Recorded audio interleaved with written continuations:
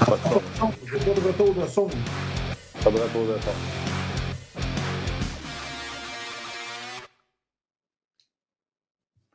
Bonjour, bienvenue à On Jase, édition spéciale, édition du 17 décembre. Pourquoi édition spéciale? On n'est pas à TV. On a décidé de respecter chez Bell Media toutes les consignes gouvernementales et ainsi inciter les gens à travailler en télétravail. Donc, notre réalisatrice est en télétravail et ne peut pas être avec nous. Donc, il n'y aura pas de télévision aujourd'hui. On revient aux bonnes vieilles méthodes. Juste du web, du vrai podcast, pas de pause. Est-ce que Martin est content? Oui, je suis content qu'on soit à la télé, mais l'essence du podcast, pour moi, est importante. Puis je suis convaincu que nos vétérans, nos anciens vont être contents de nous retrouver sans dire à Guy, mettons, en plein milieu d'une réponse, Guy, attends, il faut aller à la pause.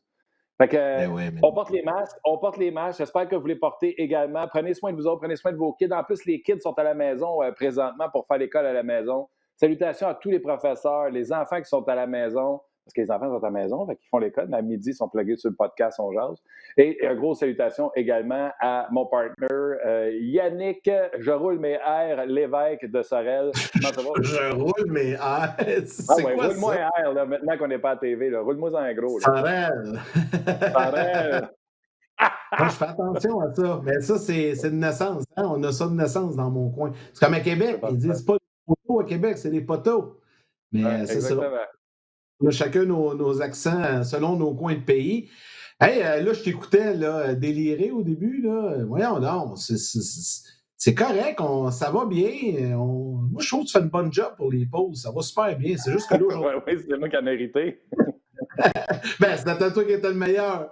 Tu sais, et pas en vie, là, il confie les choses aux bonnes personnes. Et là, ben, c'est toi qui avais le lead. Bien, je t'ai dit, tant que ça va bien, tu le fais. Puis là, ben, ça fait 3 semaines que tu le fais. C'est correct. Mais là, aujourd'hui, il n'y en a pas. C'est moins, hein? Il n'y en a pas de pause. Tu sais quoi? Il n'est même pas obligé d'avoir le micro. Okay? Non, c'est vrai. Il est accessoire. Non, c'est ça, c'est merveilleux. Ça passe beau. Okay. En fait, là, non, mais Martin, on est comme un vieux couple qui retrouve ses vieilles pantoufles. C'est un peu ça, parce qu'on a commencé à faire les émissions sur VMX au mois de juillet, rappelez-vous. Puis, tu sais, on a quand même fait fin juillet, août, septembre, octobre, jusqu'au 2 novembre, comme ça. Puis là, ben, après ça, la technologie nous a amené à la télé. Puis là, bon, on est de retour le temps de 2 jours. Puis, tu sais, je tiens vraiment à souligner là, ce que Bell a décidé de faire, c'est de respecter là, les consignes de télétravail. C'est pour ça, c'est ce qui explique que nous sommes seulement sur le web, parce qu'il n'y a pas de gens en régie à RDS pour la mise en onde à la télé. Donc, demain, puis par la suite, ben, ça va reprendre comme à l'habitude. On va revenir à la normale, on l'espère. On se le souhaite, Yann. On se le souhaite que ça revienne comme à l'habitude. Tu as raison de le mentionner. Puis, en plus, vous nous en parlez souvent du délai à la télé. On souffre du délai. Quand on est comme ça, on souffre beaucoup moins. C'est un peu plus direct. Donc, on va avoir du fun. Hey, tu veux, Yannick, on va aller immédiatement rejoindre Guy pour avoir le maximum de temps avec lui. On va avoir Nicolas Aubé-Cubel également avec nous un peu plus tard aujourd'hui des Flyers de Philadelphie. Bref, on va avoir beaucoup de stock aujourd'hui pour le show. Comment ça va, mon Guy? Ça va très bien, vous autres, messieurs? Oui, ça va bien. On t'entend bien à part ça, c'est merveilleux. Mon beau micro qui est plugué à la bonne place, c'est parfait. Non, mais c'est vraiment bon, là, pour vrai. Oui, hier, j'ai fait une conférence pour le département d'Hydro-Québec, puis c'est surtout ça que j'avais à chienne. C'était pas ma conférence, mais les choses technologiques fonctionnent. Ça a bien été? Oui, j'ai eu beaucoup de plaisir. Ouais, quand je fais du corporatif, c'est parce que le corporatif, c'est vraiment semblable au milieu sportif, parce que c'est une question de groupe. La minute que tu es en groupe, la minute que tu deals avec des humains et de la performance, ben c'est la même chose. C'est pour ça que je fais pas mal de corporatif, puis je fais du sportif, puis je m'amuse. Oui, on s'amuse. Écoute, commencez tout de suite par dire salutations à Maxime Saint-Jacques. Il dit les enseignants, en tout cas, du moins moi, sont aussi à l'écoute, que ce soit virtuel ou non. Donc, salutations à tous les enseignants, dont Maxime Saint-Jacques fait partie. Guy, des petites nouvelles dans le monde du hockey. Écoute, je pense que j'ai envie de commencer un petit peu à l'envers. Je t'avais dit Alex Steen en premier, mais je pense que je vais y aller avec les pubs sur le casque. Puis ça, je disais à Yann, puis j'ai dit à Yannick, je m'en veux tellement de ne pas avoir pensé à ça, parce que d'habitude, j'ai l'œil, puis en tout cas, la Ligue nationale de hockey doit se réinventer, trouver des nouvelles façons d'amener des revenus. On n'aura pas de partisans des estrades, puis c'est ça la base des revenus. C'est pas les contrats de télévision comme la NFL. Et là, on serait en train de voter aujourd'hui pour une pub sur les casques, des pubs sur les casques. Toi, Guy, tu as coaché en Europe. Qu'est-ce que tu penses de ça, des pubs de McDo, Pfizer, Viagra, ces casques? Ben, si tu me demandes si je trouve ça beau, je vais te dire absolument non. Ça, c'est clair. Pour l'esthétique, c'est sûr que c'est une pub, c'est une chose, mais si tu as évolué en Europe, puis n'importe où, toutes les ligues d'Europe sont basées presque plus sur le sponsorship, le commanditaire, que sur le nombre de personnes qui sont dans les gradins. C'est ce qui fait que ces ligues-là sont capables d'évoluer, ces organisations-là sont capables d'avoir de pouvoir payer les salaires et tout ça, puis d'avoir une ligue. Alors, c'est beaucoup plus ça en Europe. Alors, c'est clair que plus tu as de sponsors, de commanditaires, plus tu vas avoir de stickers sur ton casque, puis des choses brodées sur ton chandail, sur tes pantalons. Écoute, je n'ai vu partout. Là. Ce qui arrive, c'est qu'en Europe, il y a tellement de commanditaires, tu en as partout sur ton équipement, qu'à un moment donné, comment je peux me dire ça, tous les chandails ont l'air pareil, parce que ça a juste l'air, c'est les commanditaires foncés contre que les commanditaires pâles. Fait que ça, fait que je peux pas te dire que côté esthétique, je trouve ça beau. Non. Je trouve que ça l'enlève au logo principal de l'équipe, aux couleurs de l'équipe, à la particularité des chandails, puis tout ça. Par contre, c'est une nécessité en Europe, puis je pense qu'en ce moment, quand on regarde qu'il va y avoir un énorme manque finalement monétairement, ben je pense que c'est une très, très bonne avenue parce que tu n'as pas le choix d'aller trouver des revenus quelque part. La seule chose que je pense, c'est quand ils vont s'apercevoir que, wow, on fait pas mal d'argent avec ça, ben ils vont vouloir en ajouter, puis en ajouter, puis en ajouter. Ça ne reviendra jamais en arrière. Non, ça ne reviendra jamais en arrière. Puis l'autre chose, c'est que comme beaucoup des réalités d'Europe, qui depuis 10-15 ans, presque même 20 ans, se sont acheminés vers ici, ben ça va être juste une autre tendance européenne qui s'en vient vers nous. Tu sais, on a tendance à penser qu'on a inventé le hockey puis que c'est nous autres qui dictent qu'est-ce qui se passe partout dans le monde, mais ça serait se leurrer quand tu vas voir d'autres pays. J'écoutais justement Scotty Bowman parler hier de ses expériences il y a très, très, très longtemps quand la Russie commençait à avoir des connexions, des relations avec les gens et les équipes d'Amérique du Nord. Il le disait lui-même, il dit, écoute, on parlait de choses que j'avais jamais entendu parler de ces informations-là, de ces philosophies-là dans la Ligue nationale, alors que ça avait l'air innovateur, mais pour des gens en Russie, à ce moment-là, ça ne l'était pas. Alors, je pense qu'on est rendu évidemment dans une globalisation, une mondialisation de toutes sortes d'informations, puis le sport ne fait pas exception. Alors, en ce moment, ce qui se passe, c'est que tu as beaucoup d'Europe qui s'est envenue vers ici, puis même chose de l'autre côté, beaucoup du style nord-américain, finalement, qui s'est intégré partout en Europe, en Russie et tout ça. Alors, ça devient mondial. Et même que les sports maintenant s'entrecroisent. Je sais qu'il y a beaucoup d'études qui sont faites au soccer qui aident le hockey. Puis je sais qu'il y a des sports en Europe, notamment, qui sont venus étudier ce qui se passe aussi au hockey en Amérique du Nord. Alors, je pense qu'à la longue, ça va devenir probablement une tendance qui va éventuellement ressembler à ce qui se passe en Europe. Et il faut mentionner que du côté de la Ligue nationale, on a quand même mis certaines balises. Là. On ne commencera pas à changer de commanditaire à chaque match ou à chaque 5 matchs, par exemple. C'est-à-dire que là, on va permettre un logo chaque côté du casque et tu auras droit à un commanditaire pour les matchs locaux et un commanditaire pour les matchs extérieurs. Donc, un potentiel de 2 commanditaires pour l'année. On ne peut pas changer durant l'année parce qu'à un moment donné, on veut éviter que... Bien, on dit ça, on ne peut pas changer, mais c'est parce qu'on décide de ne pas changer, parce que ce serait possible de changer. Oui, la vérité, c'est que tu as des commanditaires, les gros commanditaires en Europe vont demeurer toute l'année sur les maillots, ou sur les casques, ou sur les pantalons, même sur les bas, sur les bâtons aussi. Mais je pense que tu as des commanditaires qui sont habituellement moins gros puis temporaires, mais ça, c'est appelé à changer. Parce que la vérité, ça ne change pas grand-chose là, pour les. Tu sais, tes trainers sont déjà obligés de s'occuper d'équipement continuellement puis de changer ci, changer ça. Tu sais, quand tu as un capitaine ou un assistant qui est blessé, ben, tu es obligé de mettre la lettre sur un autre joueur. Puis, tu sais, alors, je pense que, je vais être franc, je pense que ça va commencer à beaucoup plus qu'on pense pour les prochaines années. En ce moment, ça va avoir l'air d'une mesure d'urgence, mais je pense qu'à la longue, ça va devenir une normalité. Je suis tellement. Je comprends la réalité financière et tout ça, là, mais moi, je pense que je suis un puriste. Là. On sera le premier sport majeur. La NFL aurait pu mettre des commanditaires à ses casses. Le baseball aurait pu mettre des commanditaires à ses casses. Au Japon, on a des commanditaires à ses casses. Le basket pourrait mettre des commanditaires encore plus sur le parquet ou en mettre également sur les chandails. Tous les sports majeurs se sont retenus et la Ligue nationale de hockey sera la première à aller mettre. Puis là, comme tu l'as dit, Yann, là, ça va être juste un de chaque bord. Puis c'est qui tu mets. Mettons, tu annonces de la saucisse sur ton casque. Là, salutations à Lester et à Highgrave. Là, mais comprends-tu? Il y en a, ça va être correct, mais il y en a, tu vas aller gogoon en maudit avec. Écoute, ça vient me chercher sur ma passion, sur le purisme. Je me souviens, moi, de l'arrivée des commandites, ces bandes, là, puis j'étais triste. Puis aujourd'hui, quand je revois des footage, des images, pas d'images, c'est mon Dieu, c'est donc bien tout nu. C'est donc bien tout nu. Mais je me souviens d'avoir fait ça. Plus jamais pareil. C'est ça, Martin. C'est juste une question d'habitude. À un moment donné, moi, c'est pareil. Je suis le bon Dieu. Il y en a donc bien des choses, ces chandails, quand tu arrives en Europe. Mais ça prend 2 matchs, tu n'y penses plus, là, tu le vois plus.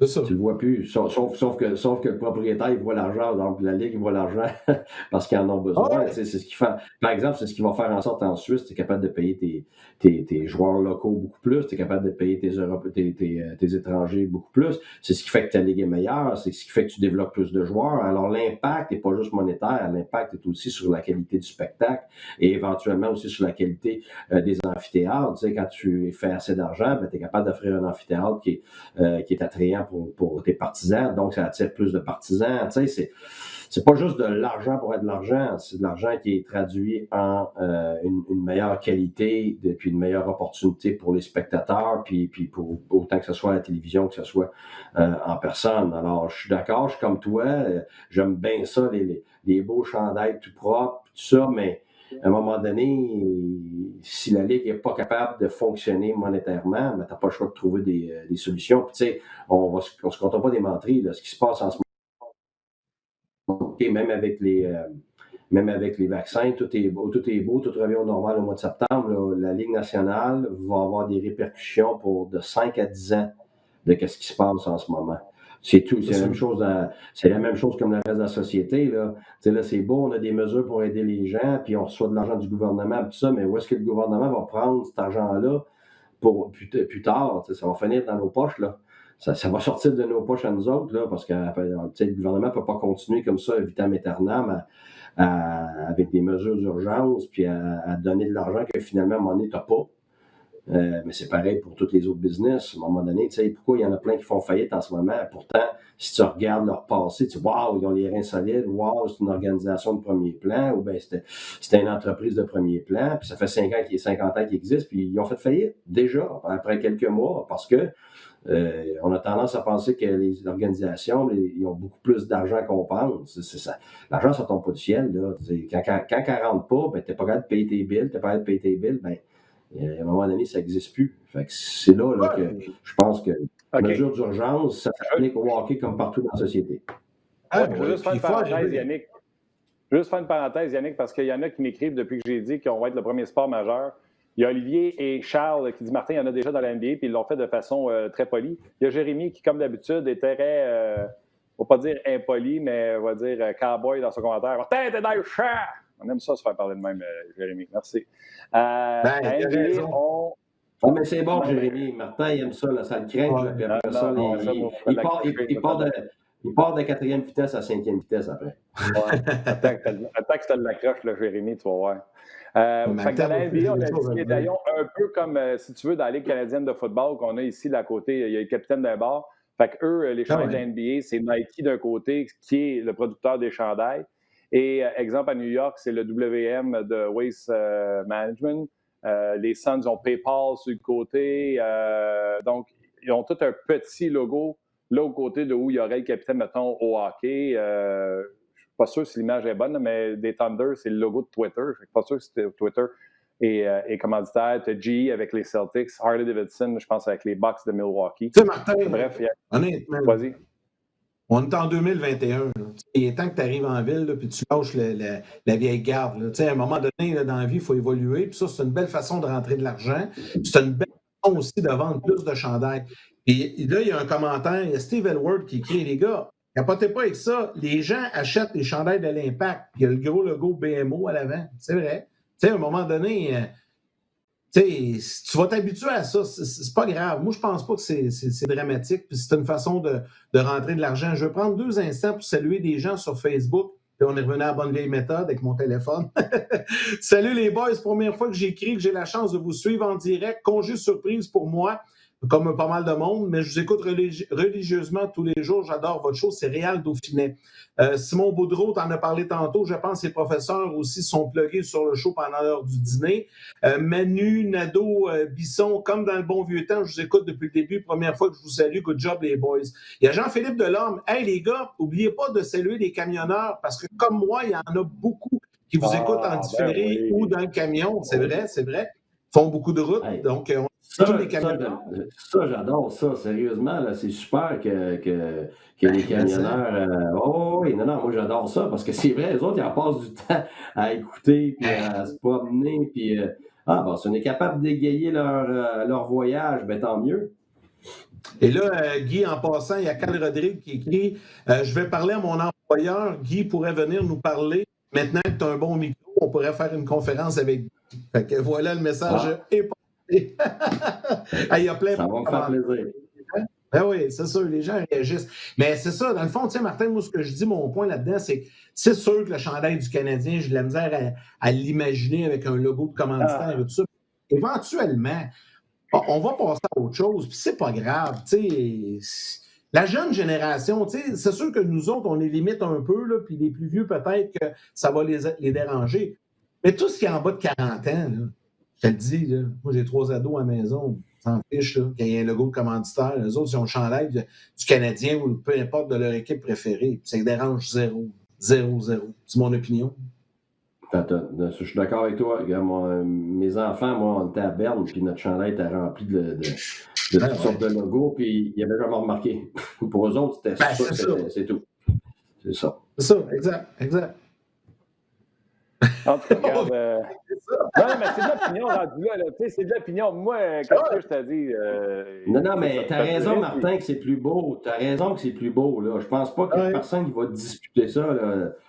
Mais c'est ça. C'est plus beau, mais ça te rapporte moins.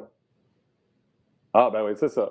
Écoute, Olivier qui salue au camionneur aussi à son tour. Marc qui dit tellement pas d'accord avec toi, Yannick. Toi, arrivé en ville. Non, mais c'est super un parallèle. Oui, dans quelle ville qu'on parle, là? De quelle ville qu'on parle, là? Arrive en ville, ouais, c'est ça, dans le milieu, on va dire Montréal. Non, mais hey, je vais juste faire un parallèle. Les gars, rappelez-vous, les matchs à la télé, tout ça, les commanditaires en surexposition, ça n'existait pas, ça. On ne voyait pas ça. Tu sais, prends juste nous autres à RDS, à 11h le midi, là, quand l'émission commence à la télé, il y a un bandeau de commanditaires, là, Peinture Pro, je pense, ou Paint Pro. Ça n'existait pas. Puis au début, je me souviens, là, on disait, ben voyons donc, on ne peut pas mettre plein d'affaires. Mais c'est ça, on évolue, puis on trouve des façons. Puis quand tu regardes un match du Canadien à RDS en Arizona, puis tu vois dans la baie vitrée derrière le filet de Carey Price une annonce d'un commerce du Québec, parce que c'est RDS qui le surexpose comme ça, qui met là. C'est de l'argent. C'est la technologie qui nous permet d'aller là. Donc, je pense que pourquoi que les équipes professionnelles s'empêcheraient eux aussi d'aller chercher des revenus supplémentaires, c'est juste ça mon point de vue. Mais c'est sûr que moi aussi, j'ai mieux avoir mon chandail clean. Mais ça va changer, puis on s'en va vers ça. Tu as raison, tu as dit au début, et ça ne reculera pas. Là. Les gens reviennent. La Ligue revient. Ça, c'est clair. Ben, je viens de changer d'idée. Puis Dieu sait que j'ai ça, les gens qui sont girouettes de même. Je viens de changer d'idée. Je suis pour ça. Parce que il n'y a pas longtemps, on m'a appelé pour savoir si à 11h, je serais prête à porter un chandail, mettons, d'une compagnie. Puis j'ai répondu oui. C'est ça. C'est à ça que je pensais, moi aussi. Tu sais, à un moment donné, là, Jean, c'est le nerf de la guerre.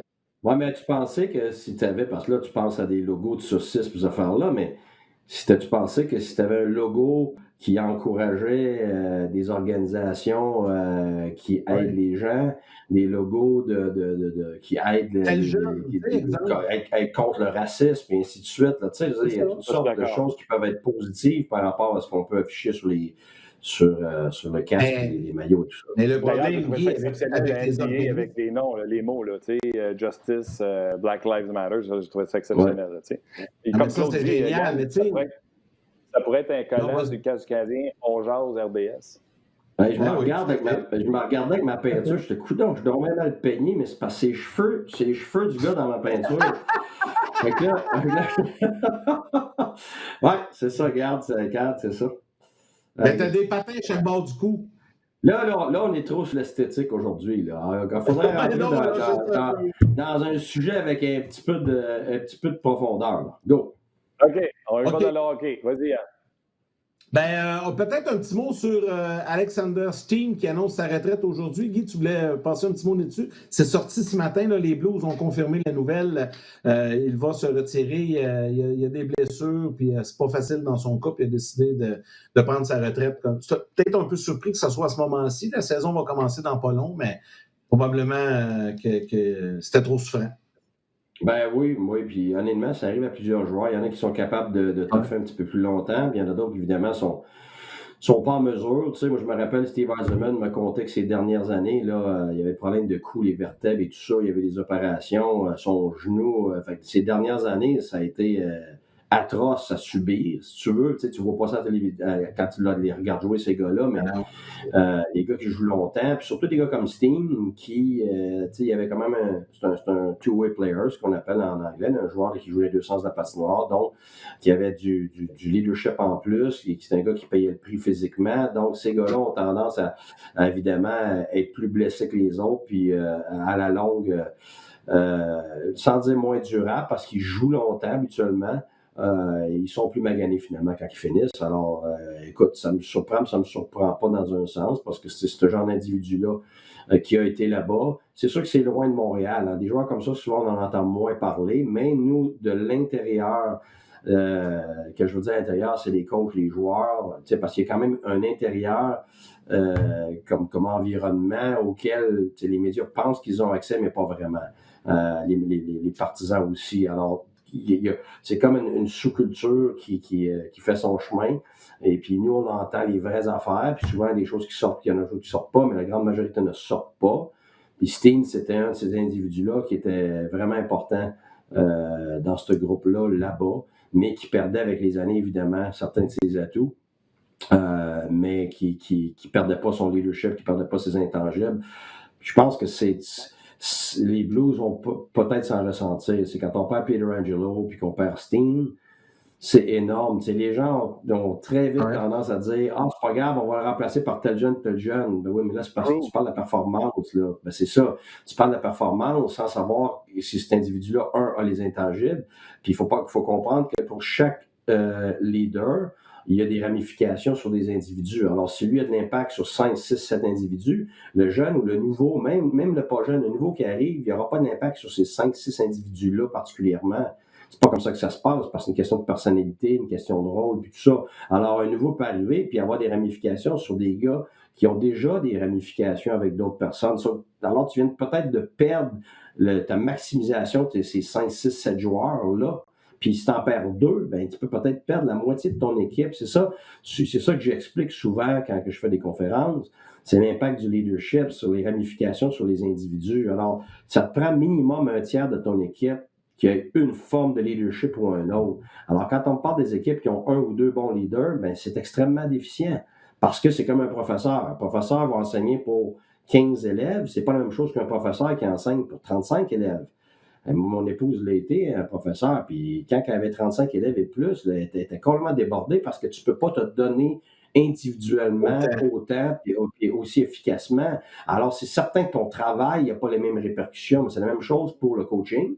C'est pour ça que tu es rendu avec plusieurs coachs, puis c'est la même chose pour les leaders. C'est de l'influence. Quand tu es un leader, c'est de l'influence. Alors, si tu parles des gars qui ont de l'influence, ben c'est très rare que d'autres personnes vont prendre le dessus de cette influence particulière-là. Tu sais, des gars comme Stu Barnes à Floride, quand ils sont partis, tu dis, oh, c'est un joueur marginal. Ben oui, mais ça détruit la chimie de l'équipe. Un joueur, ben oui. Parce que si un joueur atteint 5, 6, 7, 8, 9, 10 joueurs, puis qu'il part, ben tu viens de perdre tout cet apport-là. Alors, c'est pour ça qu'on dit qu'on va avoir à peu près un tiers d'une équipe qui est un leader. Alors, si tu as une équipe de 21 joueurs, ben, tu veux tourner autour de 7 leaders. Alors, si tu en as déjà juste 4, puis tu en perds 2, il t'en reste 2. Puis après ça, tu te demandes pourquoi l'année. Moi, je l'ai vécu. Je l'ai vécu à la nationale, je l'ai vécu ailleurs.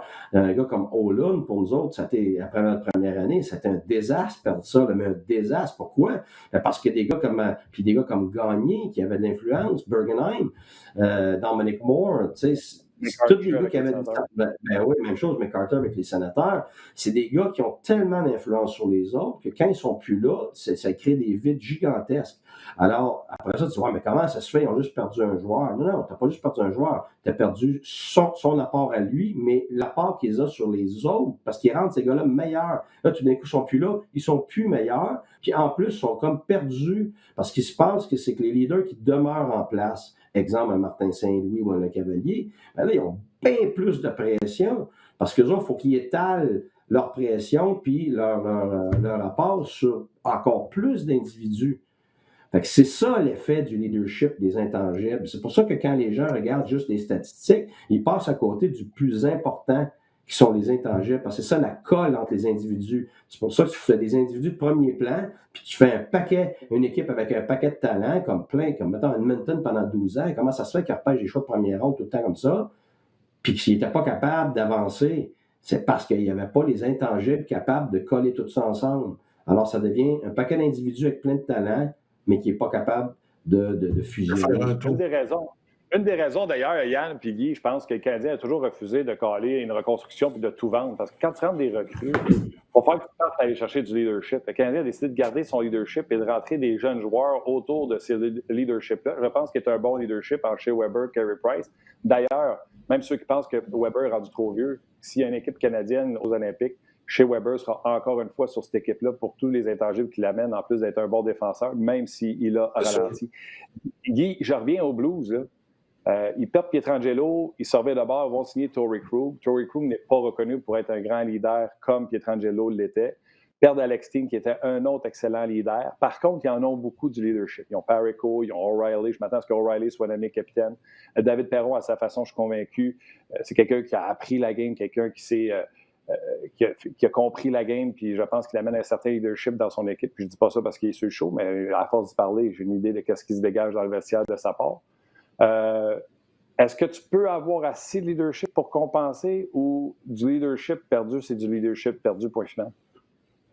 Écoute, la vérité, c'est que moi, dans mon expérience de 24 ans de coaching puis 22 ans de jouer, il y a très peu d'équipes qui avaient assez de leadership. Alors, si j'ai à gager, je te dirais qu'il va en manquer. Parce que, comme je te dis, oui, parce que c'est très rare, puis c'est encore plus rare maintenant que ça l'était. Parce que tout le monde a tendance à ne pas vouloir se froisser. Tout le monde va vouloir prendre sa place, puis que tout le monde se sente bien, sans vraiment... Tu sais, à un moment donné, tu as des œufs à casser si tu veux faire une omelette. Il y a d'autres moments donné, c'est le temps de supporter. Je pense que la génération d'aujourd'hui est bonne à supporter. Par contre, tu as 3 types de leadership. Le leadership qui pousse les autres, qui a l'air de leadership le plus fort parce que c'est un leadership plus exigeant, plus tough. Tu dis aux autres quoi faire, tu as le caractère pour le faire. Ça, il y en a de moins en moins, il y en a très, très peu maintenant parce que les jeunes ils ont beaucoup de difficultés avec la confrontation maintenant parce qu'ils n'ont pas besoin. Ils ont juste besoin de s'écrire ça sur des textes, sur des emails, sur les Instagram, puis ils n'ont pas besoin de faire face à l'individu en personne. Alors ça, c'est une grosse lacune qui s'est créée, pas juste au hockey, là, partout dans les compagnies. C'est un problème très difficile d'accepter la critique parce que justement, c'est une certaine confrontation, si tu veux. Alors, ça c'était comme avant, on acceptait mieux la critique parce qu'on avait beaucoup à faire avec ça, on avait beaucoup de confrontations. Aujourd'hui, c'est pas pareil. Puis en plus, aujourd'hui, on est extrêmement politiquement correct. Alors, on est même politiquement correct pour tout. Vraiment dire ce qu'ils pensent, surtout dans des milieux de groupe. Alors ça a beaucoup changé. Mais là, il y a un leadership qui était déjà rare d'avance, mais qui l'est encore plus aujourd'hui, c'est le leadership le plus fort, c'est le leadership qui tire les autres. Alors, ceux qui tirent les autres, c'est les Michael Jordan, c'est les Wayne Gretzky, c'est les Bill Gates, c'est les gens qui vont non seulement pousser les autres, qui vont supporter les autres quand c'est le temps, mais ils vont être capables, sous pression, de tirer les autres. Regardez, je le fais. Viens avec moi, je vais te montrer comment, puis je vais le faire avec toi. Puis ces gens-là sont rares parce que c'est des gens que tu as besoin sous pression. Tu as besoin du leadership pour pousser les autres quand ça va bien, quand ça va très bien ou bien. Les gens pensent le contraire. Quand ça va mal, tout le monde panique, tu veux crier après tout le monde. C'est le pire moment parce que c'est le moment où les gens sont moins capables de le prendre parce qu'ils sont déjà accablés. Pour supporter, c'est celui que tu utilises le plus quand ça va très mal pour une longue période de temps. Parce que tu es déjà accablé. Alors, tu ne veux pas descendre plus bas. Alors, tu as besoin de support. Mais le leadership qui est le plus difficile, c'est en moment de crise, en moment d'adversité, en moment de pression. Puis c'est là que tu as besoin de gens qui tirent finalement le lot, puis la lourdeur, puis toute cette pression-là, puis il y en a très peu. Alors, moi, je sais que Weber, c'en est un comme ça. Carey Price, c'en est un comme ça. Puis Gallagher, c'en est un comme ça. Donc, le Canadien en a 3. Par contre, de te dire qu'il y en a plusieurs autres, je ne peux pas te le dire, je ne suis pas dans la chambre. Puis il y a des gars que ça peut être surprenant, mais c'est la même chose avec Saint-Louis. Tu dis, il y en a encore beaucoup. Moi, je suis convaincu que tu serais surpris comment peu il y en a en termes de nombre, en termes de qualité. Pas parce que c'est Saint-Louis, c'est juste parce que c'est commun à la grande majorité des équipes. Non, mais j'ai arrêté après ça que j'étais sûr. Là. Ben non, mais c'est justement, puis je pense que tu t'es aperçu à un moment donné, OK, il y en a beaucoup.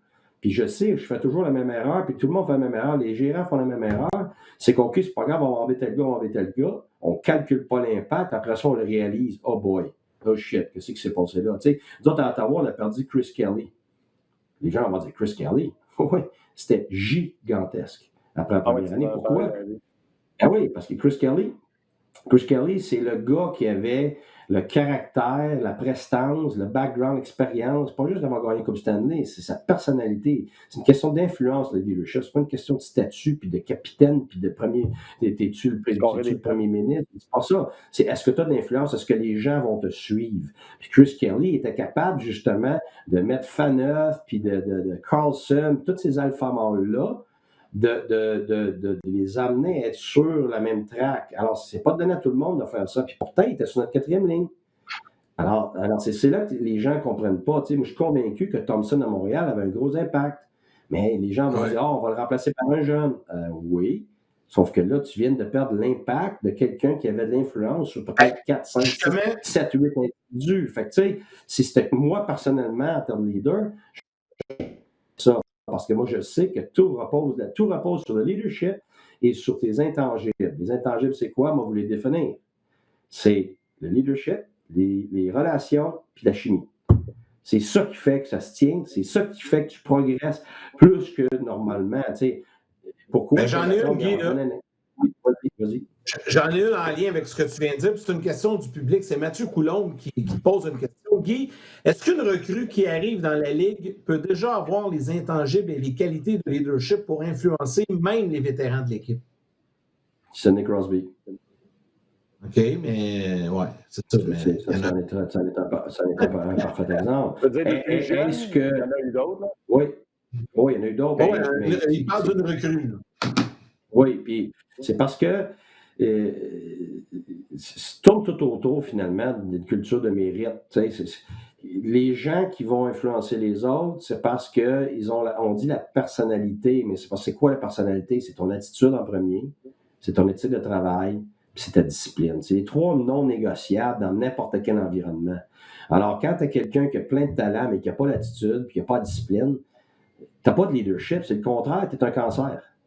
Ça, pour quelqu'un d'extérieur, c'est difficile à comprendre. C'est parce qu'il faut comprendre que dans un contexte de groupe, tu as des standards, et puis tu émets des standards, alors tu t'attends que les gens suivent le standard et courent après le standard pour qu'on s'améliore. Mais si ton meilleur joueur est paresseux, si ton meilleur joueur crée du trouble dans ta chambre, si ton meilleur joueur arrive en retard, il t'aide pas, il te fait mal, il tue ta culture, parce qu'après ça, si tu le réprimandes pas, parce que tu lui donnes des chances, qu'est-ce que tu penses qui arrive au reste de l'équipe? Ils voient ça, puis ils disent pas, c'est pas grave, c'est notre meilleur joueur. On va dire, hey, non, tu me réprimandes moi, tu réprimandes l'autre est à l'heure 25 fois en ligne, puis lui, il est en retard 3 fois, mais c'est pas grave. Tu sais, je n'aimerais pas de nom, mais des joueurs du Canadien qui ont été échangés pour ça, là. Tu sais, fait qu'en bout de ligne, tes meilleurs joueurs, tes top, ils doivent avoir ces 3 non négociables-là pour avoir l'influence requise, sinon ils deviennent des cancers. Pourquoi qu'il y a des gars en ce moment qui ont des super statistiques puis ils n'ont pas trouvé preneur dans des équipes? C'est pour ça. C'est parce que le nombre de buts qu'ils vont faire ne compense pas pour le négatif qu'ils amènent dans le groupe. Ils tuent le reste de ton groupe, ils tuent ton organisation. Alors, ils vont avoir, mettons, leurs 30 buts, sauf que tout le monde, à tous les jours, a un problème avec cet individu-là. Donc, tu crées de l'animosité, tu crées des problèmes, puis là, tu n'es plus en train de faire du hockey, tu es en train de gérer une garderie à cause de ça. Alors, tu dois calculer, est-ce que je suis capable d'emmener, tu sais, on avait parlé, mettons, d'un gars comme Kessel, qui avait une réputation particulière venant de Toronto. Comment ça se fait qu'eux autres ont pris une chance sur ce qu'ils savaient d'un gars comme ça? Moi, je ne le connais pas, je ne peux pas parler, mais on avait entendu certaines choses. Mais pourquoi à Pittsburgh? C'est parce qu'ils étaient convaincus qu'ils avaient le leadership assez fort pour être capable de gérer ça. Sauf que l'expérience n'a pas duré si longtemps que ça. Et c'est probablement une des équipes où il y a le plus gros leadership dans la Ligue. Fait que t'as une équipe comme, même chose comme Chicago, c'est une équipe qui a énormément de leadership, mais ils ont eu du mouvement de personnel, puis moi je le sais qu'une certaine partie de ce mouvement de personnel-là est due à ces 3 non négociables-là. Alors même avec du leadership fort comme ça, tu peux facilement faire des erreurs parce qu'on pense toujours qu'on est capable de gérer certains individus à cause de leurs statistiques. Mais on s'aperçoit souvent très rapidement que les cancers, ça commence très petit, puis ça grandit, puis à un moment donné, il est trop tard. Alors, c'est le calcul que tu dois faire par rapport, tu sais, c'est de la sociométrie qu'on appelle. Tu dis les liens entre les individus, puis l'impact des individus, voir si tu es capable de gérer. C'est la même chose que des jeunes. Il y en a qui veulent tout avoir les jeunes dans le club. Change tout ça, change tout ça, change tout ça. Ben oui, mais c'est qui va les élever? Si moi, mes enfants, à 12 ans, là, j'avais décidé qu'à 12 ans, c'est des bons enfants, je les aime, ils ont plein de potentiel. Tu sais quoi, moi, ma femme, on s'en va dans le sud pour 3 ans. On va les laisser s'élever tout seuls parce qu'ils ont du bon potentiel. Ça fait aucun sens. Même si c'est des bons enfants, intelligents, ils n'auraient pas été capables d'atteindre leur potentiel. Puis ils n'auraient pas pris les bonnes décisions, pas parce qu'ils ne sont pas intelligents, parce qu'ils n'ont pas l'expérience, ils n'ont pas encore la maturité pour être capables de le faire. Ben, c'est pareil dans les équipes de hockey. Alors, tu dois calculer ton mix. Tu as absolument raison, Martin. Je suis convaincu que le Canadien fait ce calcul-là, même contre la demande populaire, parce qu'ils savent très bien qu'il y a certains individus que s'ils les échangent pour certains prospects en ce moment, dans les circonstances actuelles, ça va être un désastre. Ils peuvent payer pour pendant 12 ans après, même s'ils récupèrent du talent. Alors, il faut comprendre toute la complexité de ces intangibles-là pour, justement, pas faire des gaffes énormes qui te font sombrer dans un gouffre pendant 10 à 12 ans, tu sais. Oui, j'aime ça. J'espère que les gens comprennent surtout des subtilités des fois qui se passent dans des équipes, des subtilités de gens qui n'ont pas de contrat, des subtilités de gens qui rebondissent à gauche puis à droite, des subtilités de pourquoi on garde des vétérans. J'espère que les gens ont compris. Puis nous autres, on va tester ça tout de suite, Guy. On va te flusher. On va y rejoindre un joueur des Flyers de Philadelphie. Non, mais on va dire comment ça marche. Il faut que tu montres ton bon leadership là, en acceptant le flashage. Oui, j'accepte le flashage pour quelqu'un qui va être meilleur que moi après, j'ai pas de problème. Hey, mais Guy, juste un jeune Guy qui va suivre tes traces. C'est parfait. Ouais. Oui, juste avant, Guy, je veux juste prendre 2 secondes parce que là, après ça, on s'arrête pour les fêtes puis on va se reparler en janvier pour te souhaiter de joyeuses fêtes, te dire un gros merci pour ta participation puis on a bien hâte de te retrouver en janvier.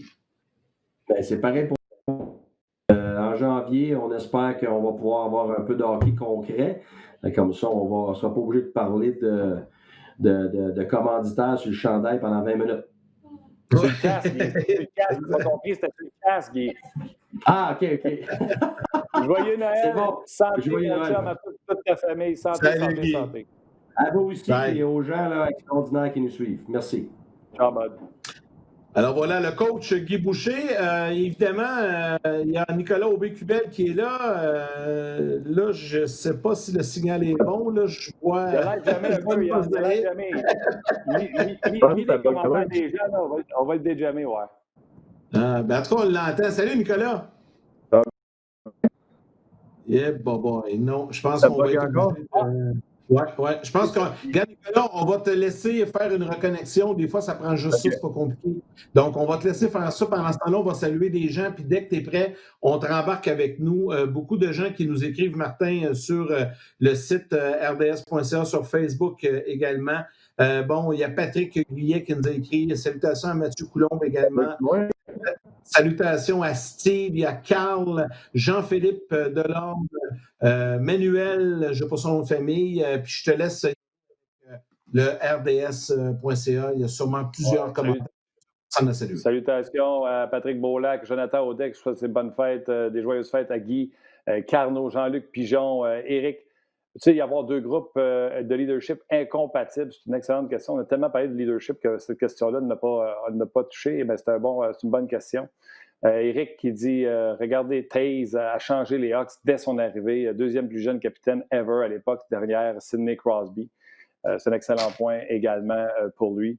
Maxime Saint-Jean, crime Guy, après l'Internet à pédale, on a le téléphone à roulette. On a entendu la sonnerie. T'as raison. Ouais. Une vieille sonnerie de téléphone. Non, mais ça, c'était moi, ça. Ça, c'était moi. J'avais pas fermé la cloche sur mon téléphone, puis j'ai mis une vieille sonnerie sur mon tel. C'est incroyable, incroyable. Salutations, vous avez des questions pour Nicolas Aubé-Kubel des Flyers de Philadelphie. Gênez-vous pas, on reste. Puis écoute, je suis tellement content qu'à 22, on n'a pas fait une pause, puis à 30, on n'a pas dit on est de retour. Mais ça se poursuit. À 50, on ne vous dira pas bonjour aux gens de la télé. On est là avec Nicolas Aubé-Kubel. Comment ça va? Oui, ça va bien. Écoute, je ne sais pas si tu as entendu un peu l'envolée pulmonaire de Guy Boucher sur le leadership. Comment se passe le leadership du côté des Flyers, Nicolas? Est-ce que vous avez du bon leadership? Puis ça vient de qui?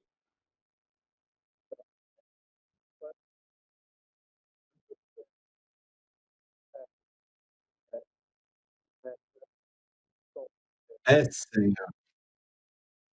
Ouais, c'est. Non, mais là, ça semble être correct. Vas-y. Ouais, l'image s'est rééclaircie, c'est bon. Vas-y, non, mais tu étais tellement bon en plus avant le show, c'était excellent. Ouais, c'est ça, c'est bon. J'écoutais Guy, puis ça ne buguait pas pendant tout. Puis même l'image s'est éclaircie. Fait que vas-y, tu dis que ça vient des vieux, le leadership. Ouais, dans notre check, Giroux, Hayes, tu parles des leaders, Def, Niskanen aussi. C'est pas écrit, mais comme tu disais, j'écoute un peu sa fin, puis d'accord avec son point. Écoute, je pense qu'on va être obligé de le faire par téléphone parce qu'on a vraiment la difficulté à t'entendre, Nicolas. Ça gèle, ça coupe. Tu sais, Martin, t'es content au début là, qu'on fasse pas ça comme d'habitude de Géraud à télé. Puis je t'ai dit, VMix, des fois, il y a des problèmes. Puis là, on en vient un solide. Fait que ce qu'on va faire, Nicolas. Non, il va revenir clair. Ça sera pas long. Je sais même pas si tu peux faire du téléphone avec VMix, Yann. Oui, bien, pourquoi qu'on pourrait pas? Parce que VMix, pour rentrer dans VMix, il faut que tu sois sur VMix. Tu peux pas rentrer un téléphone. Ah, mais on peut le faire avec juste le son, c'est ça que je veux dire? Non, on ne peut pas. Ben, en tout cas, on va voir ce que la régie va nous dire. Mais je te dis, on ne comprenait rien. On a l'impression qu'il était en Australie, tellement que c'était archaïque. Oh, là, je pense qu'on va le retrouver. On va le retrouver. En tout cas, au moins, si on a. Ouais, on s'ennuyait pas de dire, mais on ennuyait pas mal, t'as raison. Est-ce qu'on est en mesure d'entendre Nicolas? Parce que là, ça fait comme quelques fois que visiblement, c'est pas ça qui est le problème. Là. Ben là, s'il n'y a plus de caméra, ça va être peut-être un peu mieux pour le son, au moins pour l'entendre. On va prendre une chance. OK, on est en train de vérifier tout ça, Martin. Donc, peut-être prendre le temps, de lire ton commentaire. Je vais juste prendre la balle au bon, Yann. Je vais juste prendre la balle au bon le temps que Nicolas se reconnecte. Là. Les Flyers de Philadelphie, souviens-toi, on a amené Alain Vigneault. Je pense que c'est un bonhomme que lui-même, en tant qu'entraîneur, amène un leadership, une crédibilité, etc. Et une des premières choses que les Flyers ont fait dans le passé, ils ont amené Kevin Hayes. Souviens-toi, on lui avait donné un salé contrat et les gens se demandaient, voyons donc, Kevin Hayes à ce prix-là, ça n'a pas de sens, etc.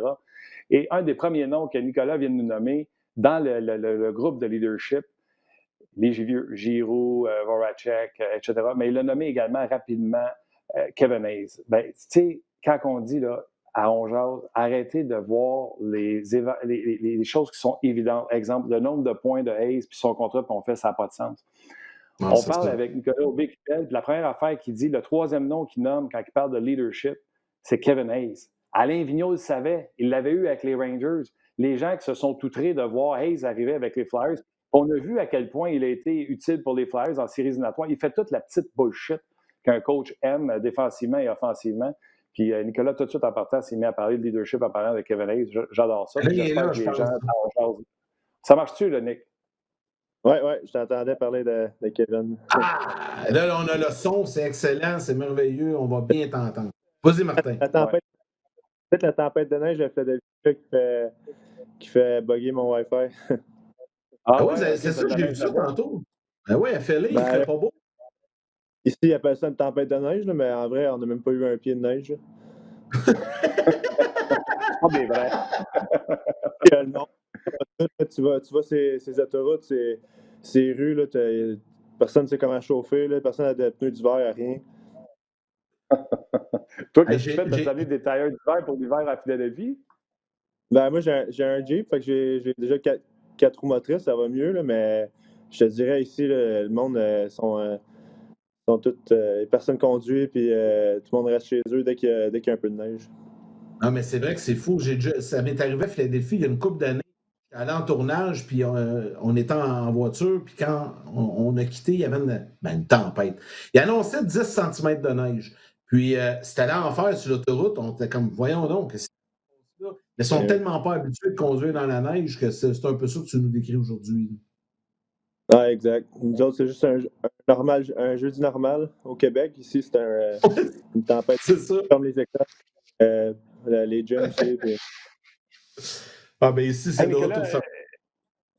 J'aimerais ça parce que c'était bien saccadé ta réponse, mais j'avais quand même saisi que dans les leaders, le groupe de leadership que tu avais à Philadelphie, puis on vient de sortir d'un monologue de Guy sur le leadership, tu as nommé Kevin Hayes. Fait que même, tu sais, Alain Vigneault, il connaissait des Rangers, il voulait amener, il savait qu'il amenait pas juste un joueur de centre qui pouvait jouer derrière Giroux ou Couturier, qui pouvait jouer deuxième, troisième centre, mais il savait également qu'il amenait un gars avec beaucoup d'impondérables.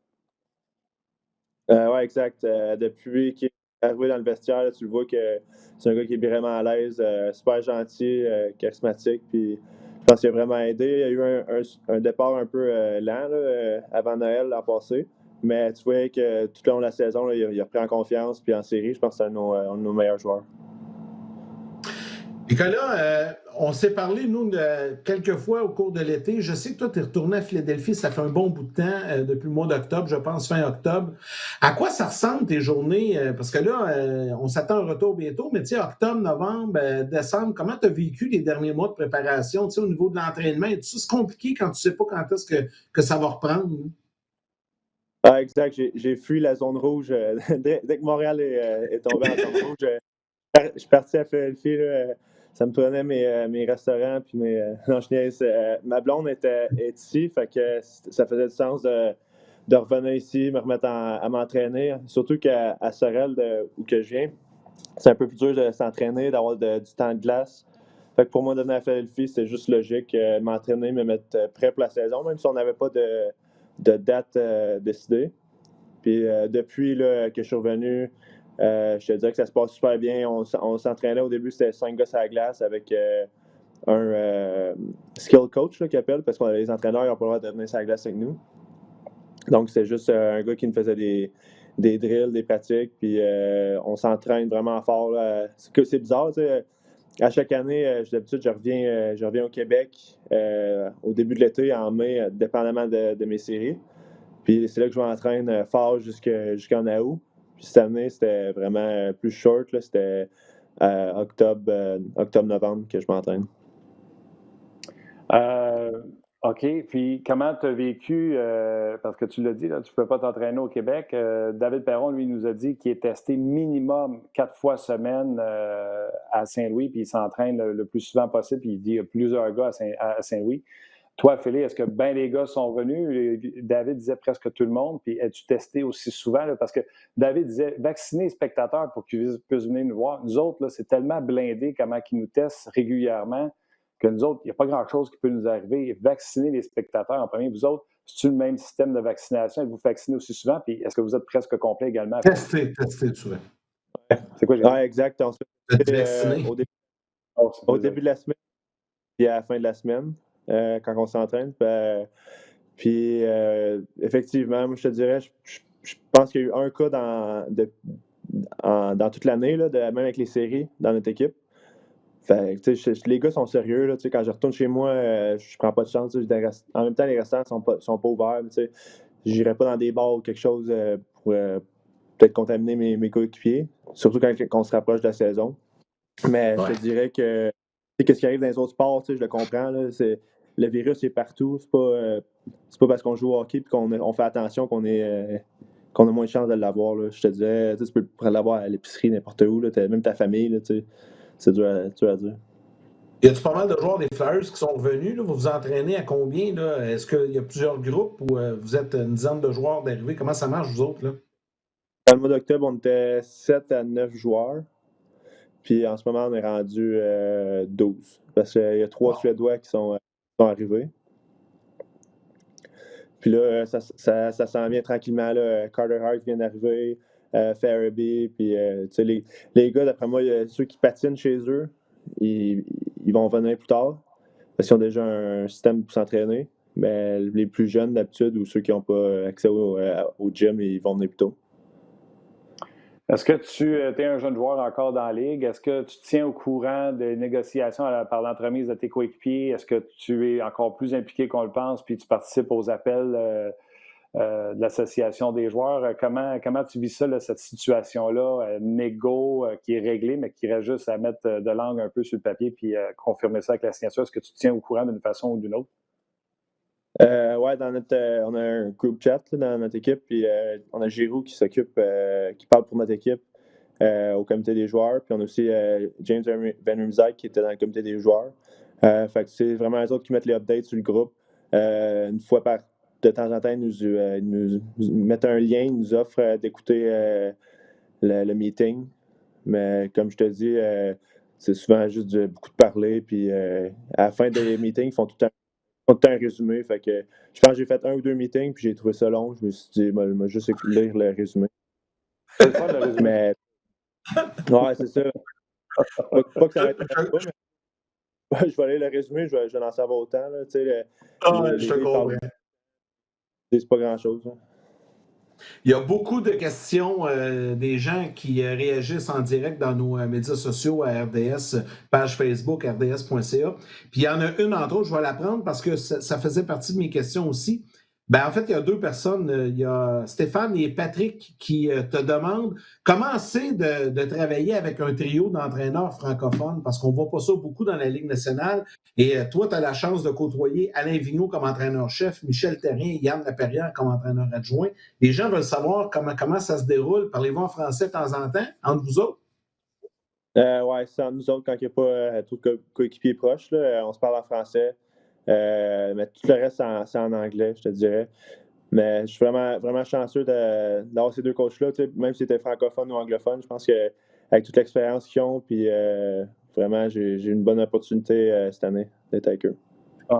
La vraie question que tout le monde se demande, là, c'est quand c'est le temps de te donner de la puis vu qu'on est sur le podcast, je peux dire, quand c'est le temps de te donner de la merde, ils le font-tu en français? À date, j'ai pas eu beaucoup de merde, là, mais je pense que ce serait plus en anglais, mais en dehors, je pense que ce sera en français. Là. Si il veut passer quelque chose de clair, là, ce sera en français. En dehors de la glace, je pense, mais c'est la glace, sur le banc, c'est plus en anglais. Hey, Nicolas, j'ai une question. Moi, je connais bien Yann Laperrière, puis je sais à quel point il est apprécié par les joueurs. Puis, tu sais, c'est un gars qui a fait sa marque dans la Ligue nationale à sa manière. Puis, tu sais, c'est un travaillant, c'est un vrai. Là, c'est un beau modèle. Là, quand tu regardes ça, là, as-tu l'occasion de t'asseoir avec et de jaser un peu de ce qu'il a vécu? Ben, je sais comment il est, puis quelle approche il doit avoir avec vous autres. D'autant plus quand c'est un Québécois qui a un style de jeu, qui patine, qui frappe un peu, tout ça, un peu comme toi, là, il doit aimer ça, prendre le temps de jaser ça un peu, puis de te donner des conseils. Oui, exact. Cette année, ça a été une de mes plus grandes aides. Là. Avant chaque match, ça se fait avec moi, puis on faisait des clips. Il m'a vraiment aidé. Il me donne souvent des conseils pendant les pratiques. Qu'est-ce que les coachs ils aiment, qu'est-ce que les coachs aiment moins. Je te dirais que pour ma première année, il m'a vraiment, vraiment aidé. Bon, ben la question qui tue, qui est le plus en shape, toi ou lui? Parce que c'est une machine. Je pense que c'est lui. Là, on le voit, là, on est dans le gym souvent en ce moment, puis il vient s'entraîner avec nous, puis il est en shape. Là, des long runs, là, tu vois qu'il pourrait faire du vélo pendant 6 heures s'il veut. Là. Il est vraiment, vraiment en shape. Je pense que j'ai fait un Ironman ou un half. Enfin, j'y en parle. Ça t'inspire-tu, ça, Nicolas, ou t'es plus du genre à faire « Hey, je suis pas rendu là dans ma vie, là. Moi, je vais focuser sur l'entraînement de hockey pour être le meilleur joueur de hockey que je peux » ou au contraire, ça t'inspire, tu fais comme « Esprit, je peux en faire plus, puis je peux en demander plus à la machine » parce que déjà, là, les joueurs de hockey de la Ligue nationale de hockey, les gens qui nous écoutent ne le savent pas, là, c'est des Formule 1 au niveau de la performance physique. Quand tu vois un gars comme Laperrière, ça t'inspire-tu à dire « je vais en faire plus » ou tu fais comme « c'est un fou », parce qu'on va se dire « c'est un fou, on l'a eu en ondes sur le show, c'était capoté ». Ouais, lui c'est vrai que c'est un fou. Je te dirais, j'ai toujours aimé ça, de me maintenir physiquement. T'as peut-être comme un challenge, j'aime bien ça, être fort dans le gym, être fort dans les tests physiques, tout. Mais je suis plus short distance puis explosion. Marathon des longues distances, j'ai un peu de misère avec ça, mais on ne sait pas que plus tard, je suis un peu lourd pour faire ce genre d'activité. Hey, Nicolas, j'aimerais qu'on parle un peu de ce qui s'en vient. Là. La saison, on parle beaucoup que ça devrait commencer à la mi-janvier. Il n'y a rien de confirmé, mais ça s'en vient. Là, il y a des divisions. Vous allez rester aux États-Unis, donc pas de match contre le Canadien, pas de match contre les équipes canadiennes. Les Flyers ont une bonne équipe. Vous avez un bon gardien de but. Vous avez fait des belles choses en série aussi, notamment contre le Canadien. Je veux savoir comment tu vois ça, la nouvelle saison écourtée. On parle de 56 matchs. Le fait d'être dans une quelque peu réaménagée, comment tu vois ça? Beaucoup moins de voyagement. Ça va être probablement plus facile pour les périodes de récupération. Comment tu entrevois ça, cette nouvelle saison-là? Je suis vraiment excité. Souvent, les saisons nationales et la Ligue américaine, j'ai trouvé ça vraiment long. 78 matchs puis 82 matchs, là, c'est long. Quand tu arrives à la fin de la saison, tu es fatigué, tu as hâte aux séries. Pour mon cas, fait que je pense que ça va m'aider, ça, que ce soit un peu plus short.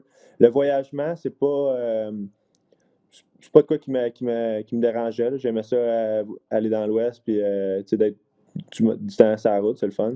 Mais avec les divisions, ça va être vraiment plus dur, je trouve. Les équipes vont plus étudier. Puis tu vas dans l'Ouest, là, de ne pas jouer contre les 3 équipes de la Californie. Cette année était un peu moins bon. Ça. Je te dirais que notre division est quand même bonne. J'ai regardé ça en ce moment. Mais on ne sait jamais, tant que la saison n'a pas commencé, il va y avoir des joueurs qui vont sortir de nulle part, surtout à cause de l'entraînement puis quand la saison est retardée.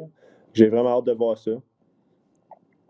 On va se le dire, là, la chenoute va pogner quand vous allez avoir joué 7-8 matchs contre les Penguins de Pittsburgh. Ça, c'est sûr. On le sait tous, là, m'emmener à force de vous affronter. Surtout que, nous autres, on imagine et on souhaite que si le Canadien est pour aller à Vancouver, qu'il s'installe là pour 4 jours et qu'il joue un 3 en 4 pour éviter les déménagements, tout ça. C'est que si vous autres, en plus, vous faites un 3 en 4 contre Pittsburgh, ça va être écœurant. Contre quelle autre équipe tu penses que la Rade pourrait pogner si vous faites 9 matchs, dont des 3 en 4? Washington. 100%. Ah oui. Ouais, Islanders. Notre série là, qui vient de se terminer. Ouais. Ça laisse des vraiment cool. Les Islanders? On est tous dans les mêmes divisions. En parlant de la Canadienne, là, c'est vraiment dur de voir quelle équipe va faire la série. Là. C'est vraiment compétitif au Canada. Ah oui, non, partout, ça va être tough. Là. Mm-hmm. Il y a des questions du public. Je t'en pose une, Nicolas. Il y a Jules Raymond qui te demande « Salut Nicolas, comment on se sent en tant que Québécois d'éliminer le Canadien? » Parce que bon, tu l'as dit, tu es un petit gars de Sorel, le Canadien, ça fait partie de ta jeunesse. Puis là, tu as eu la chance d'éliminer le Canadien dans les dernières séries. Donc, M. Raymond te demande ça. Comment tu t'es senti? M. Raymond, je veux te répondre que j'aurais vraiment aimé ça leur serrer la main quand ils ont perdu. J'ai travaillé, j'ai suivi toute la série pour les éliminer, mais malheureusement, j'étais blessé pour les 2 derniers matchs. C'est Je m'étais vrai. fait mal au genou. J'avais pas pu jouer les 2 derniers matchs, mais de les voir se faire battre des estrades, j'ai vraiment aimé ça. C'est différent. Quand j'étais jeune, je votais pour eux autres, mais là, on dirait que de jouer contre eux, c'est encore plus motivant des sortir. Michel Therrien et Alain Vigneault, avais-tu fait un extra speech, vu que c'était les anciens coachs, surtout Therrien, c'est son ancienne équipe? Avez-vous eu des Ouais. extra speech que tu n'aurais pas eu si ce n'était pas leur ancienne équipe? C'est quand même drôle, je pense que c'est Mike qui a pris la job à Alain dans le temps C'est vrai. pour le Canadien. Ouais. Je pense que les gars, surtout Mike, là, il était bien content qu'on joue contre le Canadien et qu'on les batte. Là. Il est super compétitif, puis tu voyais qu'il se préparait un peu différemment, là, Michel. Ouais. Un petit extra, comme Jacques Mercier dans l'ancien compte. Plantez-les, les gars, plantez-les! Non, mais c'est de bonne guerre, là, tu sais, honnêtement. Pas personne Ah qui peut ouais. te faire. C'est ton ancienne équipe. Quand tu t'en vas ailleurs, c'est comme, tu sais, toi, Nicolas, tu n'as pas connu ça. Tu as été repêché par les Flyers, puis tu joues pour les Flyers. Mais si un jour, dans ta carrière, fais en sorte que tu te retrouves avec une autre équipe, bien, la première fois que tu vas jouer contre les Flyers, c'est certain que ça va être spécial, puis que tu vas vouloir en donner un petit peu plus. Ben oui, ça, je comprends exactement ça. Là. Je suis bien d'accord avec toi, même Alain, là, on fait des speeches avant chaque série, puis on se prépare par rapport à l'équipe. Puis tu voyais qu'il y avait une petite quoi de plus contre le Canadien. C'est sûr, c'est normal. C'est des Québécois. Hey Yann, Nicolas, on est en conversation avec Nicolas Aubé-Dubel des Flyers de Philadelphie. Je niaise pas, là. Les 4 dernières questions qui viennent de rentrer sur On Jase, c'est 4 questions info santé. Donc, rapidement, si tu veux, les gens te posent des questions sur toi et ton entourage. Premièrement, ton joue, comment ça va? Ça va bien. Je te disais, pendant l'été, je me gardais en shape, puis je courais un peu. Puis après, peut-être des longues courses, ça me faisait mal, là, mais je te disais que c'est 100% remis. Là. C'était juste... c'était assez bizarre ce qui s'est arrivé. Là. C'est insider un peu, mais après la game, dans le fond, j'étais allé à l'hôpital quand on était dans la bulle. Puis il m'avait mis tout le suit. C'était vraiment drôle, le morph suit d'astronaute pour sortir de la bulle, aller à l'hôpital. Je me suis fait faire un test. Puis là, à l'hôpital, ils m'ont dit que j'avais le genou fracturé. Aïe, Fait, avec la lancée, il a dit que mon genou était craqué. Fait que, vraiment, vraiment sad. Là, je me disais qu'il va falloir que je reste dans la bulle pour un autre 3-4 semaines pour ne pas pouvoir jouer rien. Puis il était vraiment enflé. Là, mes médecins ils m'ont enlevé du sang avec une seringue de mon genou pour le faire désenfler. Puis au bout de 3 jours, 4 jours, je fais marcher dessus, puis tout allait bien, genre. Fait que là, je me dis, les radiographies, ils m'ont-tu montré de quoi qui n'était pas là? Tu sais, je ne savais pas être capable de marcher dessus. Finalement, les médecins de mon équipe ont demandé une copie de la radiographie, puis ils ne l'ont jamais eu. Puis ça a vraiment été compliqué. Puis finalement, j'ai patiné 2 jours plus tard, puis fait que je pense que c'était soit une erreur médicale ou soit c'était trop enflé, ils n'ont pas pu vraiment voir si c'était cassé ou peut-être c'était. Je sais vraiment pas. Qu'est-ce que ça a fait? C'est après 6 jours, j'ai repatiné puis je suis revenu. Dis-moi donc, tu as dit, je suis sorti comme dans un saut d'astronaute. Là. Moi, je te vois comme dans E.T., quand les bonhommes blancs viennent sortir E.T. de la maison. Là. C'est une affaire zippée avec un casque à la tête, tous qui sont sortis là-dedans pour que tu puisses rentrer dans la bulle après? Exact. Ils sont venus me chercher à l'hôtel avec un suit tout blanc, là, qui met un scaphandre sur la tête. Là, puis je suis rentré dans un taxi, je te dis. Je suis rentré dans un taxi, le chauffeur était masque, tout. Puis là, quand on est allé à l'hôpital, il y a quelqu'un qui est venu me chercher dans l'autobus, dans l'auto, puis il m'a monté jusqu'à. Ouais. Hey, c'est normal drôle, c'est digne des films, puis là, tu as pu retourner dans la bulle. C'est hot en maudit. Je veux juste te nommer les autres joueurs que les gens s'interrogent. Tu sais, quand je vous disais c'était back-to-back-to-back, là, les gens veulent avoir des nouvelles de Samuel Morin, sa blessure, veulent avoir des nouvelles de Nolan Patrick, si t'en as. Et Oscar Lindblom, on a vu cette semaine là, qui était toujours, tout allait bien pour lui et son cancer. Donc, tes 3 coéquipiers, as-tu des nouvelles? Les gens te posent la question. Oui, exact. Oscar, il est revenu. Dans le fond, les 3 Suédois qui sont revenus, c'est lui, Gustafsson, qu'on vient d'échanger, puis Robert Hagg. Puis c'est ça, Lindblom vient de fêter 1 an depuis son diagnostic. J'étais vraiment fier de lui. ils pratiquent avec nous autres à chaque jour. Ils ont fait une petite célébration. Là. Les gars, ils ont été souper avec hier. C'est vraiment cool qu'il ait battu son cancer, vraiment inspirant. Pour Sam Morin, j'habite avec en ce moment. On a pris une maison, il habite avec moi jusqu'au camp. Après ça, on va voir ce qui va arriver avec ça. Sam, il fait super bien, il s'entraîne avec nous sur la glace, hors glace aussi. Vraiment là, une grosse amélioration dans son cas parce que c'est vraiment dur, il y a eu beaucoup de blessures de suite. Là, puis, souvent, tu perds le hockey field un peu, puis quand tu reviens, tu as peur de te replacer, mais en ce moment, là, on fait des pratiques, puis à la fin, on fait des petites games, puis il me dit Nick, frappe-moi là, à ça aujourd'hui, teste-moi, là, on fait ça. Fait que je suis un peu plus agressif quand c'est Sam qui a le puck pour le tester, puis ouais, il va vraiment. Ça fait longtemps qu'il n'a pas été en santé, lui, tu sais. Ouais, c'est vraiment des blessures malchanceuses.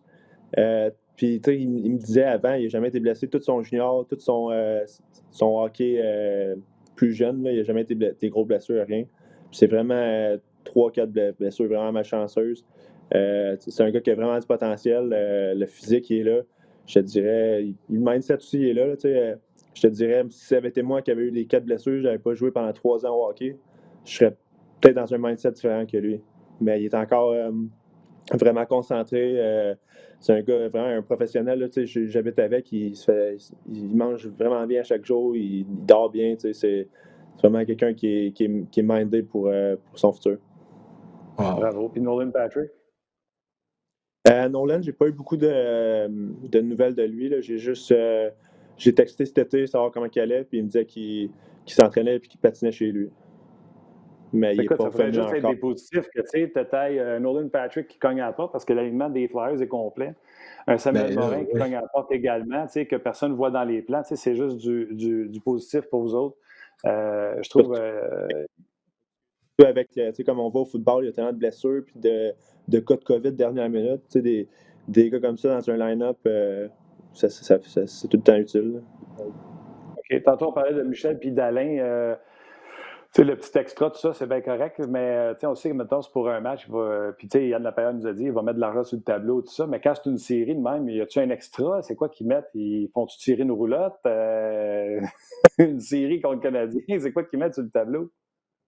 Je sais pas. Je pense juste comment il se prépare avant un match, comment il parle dans la chambre, comment il nous motive. Je pense juste ça donne le go aux gars de leur donner une volée. Là, ça donne le goût aux gars de gagner pour leur coach. Mais en tout cas, moi, ça m'a.